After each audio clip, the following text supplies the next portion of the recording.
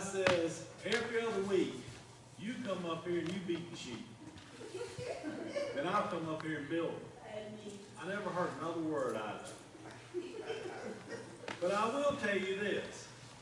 The world is full of these little things that show you how things should work. When my daughter Shanna Kay was small, she was in a high chair. And she just started eating real food, mushed up, but it was food. And there was things she liked and things she didn't like. And I would watch Sherry. She'd poke something in Shanna Kay's mouth, boom, she'd gone that thing. Then she'd give her 2 or 3 bites of it, and all of a sudden she'd go over and she'd pick up some green, mushed up peas or something, and she'd stick them in Shanna Kay's mouth, and man, it would come out just that quick. But just quick as a wink, she'd take that little old baby spoon and go, and she'd get it right back in her shoulder, right back in that mouth. And after she'd done that 3 or 4 times, she probably would just go ahead and hung up and eat those beans. So let's eat our beans this morning. In Mark chapter 14, Jesus said unto them, all you shall be offended because of me this night. For it is written, I will smite the shepherd, and the sheep shall be scattered. Now you know when Jesus is talking, it's serious. And he's fixing to be taken out to be crucified, and he's trying to get these men that he spent the last 3 or so years with ready for this. And Peter, my God, I love Peter. He's up, he's down, he's in, he's out, man.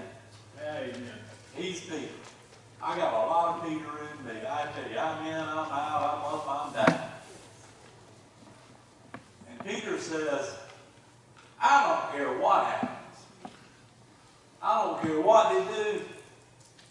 I'd never disown you. But if you look down a couple more verses in chapter 14, what does it say? He began to curse and to swear.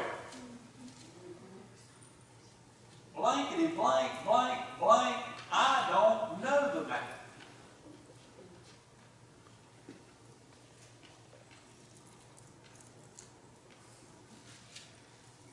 For those of us who've lived our lives in the United States, we have enjoyed tremendous freedoms to live and share our faith in virtual peace. People talk about us, but they hadn't come in here to cut our heads off yet. Said, we can't even comprehend what many of our brothers and sisters in other parts of the world are having to go through. In a way, all of this freedom has made us soft.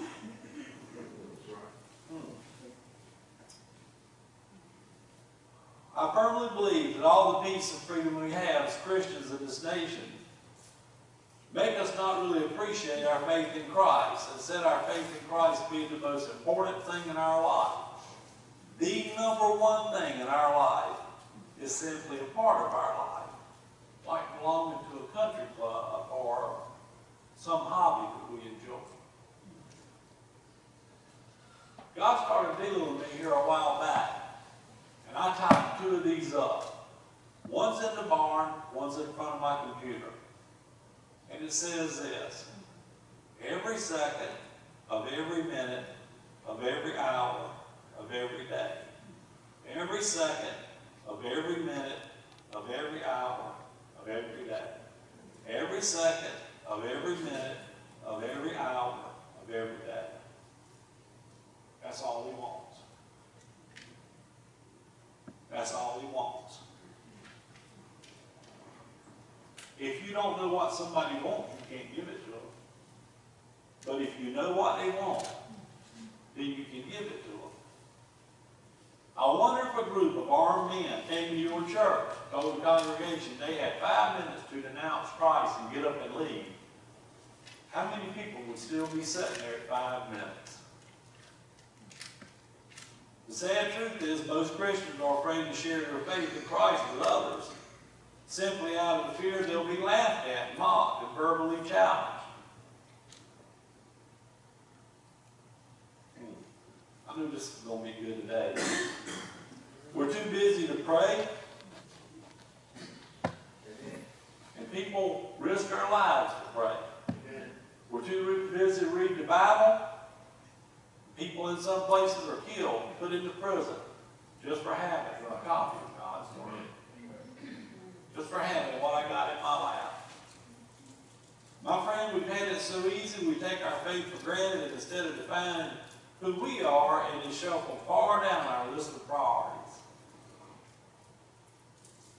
I've got, and I know this is just a youngin' in me, I'll have so many things that I'll have to do on a certain day. And I'll get in there and I'll think, well, let me do this one thing, and then I'll get my Bible and my books. Do my Bible study. And it's one thing, and one thing, and one thing, and one thing, and somebody comes in, and the phone rings, and the next thing you know, I'm headed back in the house, and I haven't even cracked the Bible. And so it forces me. Sherry brought me a little package the other day, and I wanted to see, it was a gear that I ordered for Mr. Crawford chainsaw. And I had to fight myself. I need to go do my Bible study before I open my mail.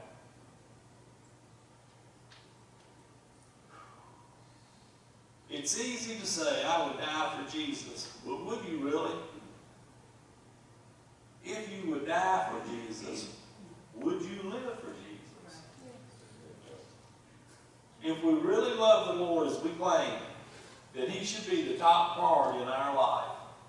Christ should be such a burning passion in our heart that we should, I'm talking to me, but I don't even think y'all are here. You know what I'm saying? I'm talking to me. Is He the number one thing in my life? Do people come up and say, oh, I know that guy. He's the guy that lives down there in the road. He's got all them guns. He's all the time shooting. They don't say, man, I know that dude. Every time I see him, all he talks about is the Lord.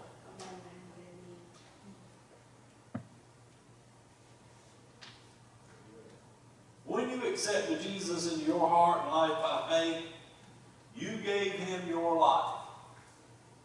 Did anybody tell you that? Did the preacher tell you? Now you know that when you accept Jesus Christ as Lord and Savior, you are giving Him your life. The Bible says it's no longer your life, but your life belongs to Him. If you really believe that, your life is no longer your own, you would live like it was no longer your own.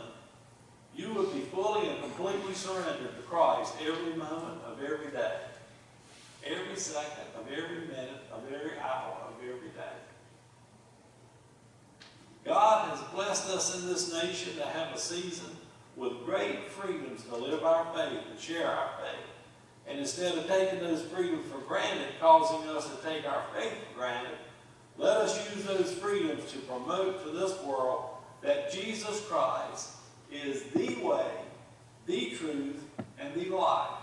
And nobody comes to the Father except by Him. So today, we have an opportunity to show God that we love Him through giving our tithes and our offerings. And I just want to tell Him, I know, Father, that I've missed it, but I am shooting for every second of every minute of every hour of every day. You own my life. Whatever you need me to do, I'll do it.